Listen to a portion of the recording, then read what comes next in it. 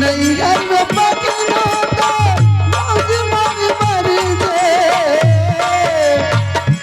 नैहर में बहनू तो भौजी मोरी पर छे नैहर में पकनो तो नैहर में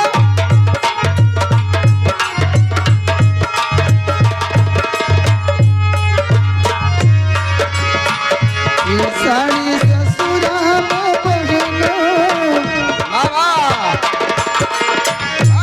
साड़ी ससुर में पहनो ससुया कर जा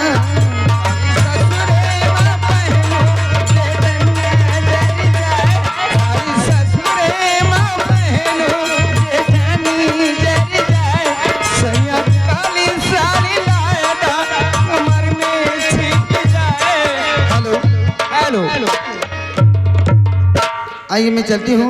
काहे का आप लोग संगीत का आनंद लीजिएगा। हवा नहीं करके का बच्ची नहीं हो हम जानी हवा नहीं कर एक ही गीत का फरमाइश था। क्या यही सैया काली साड़ी।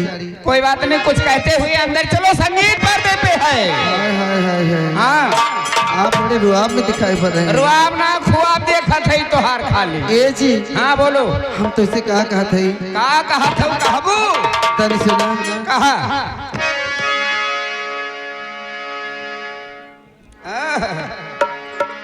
और गर्मी के दिन बाड़े और गर्मी के दिन जगह के रकम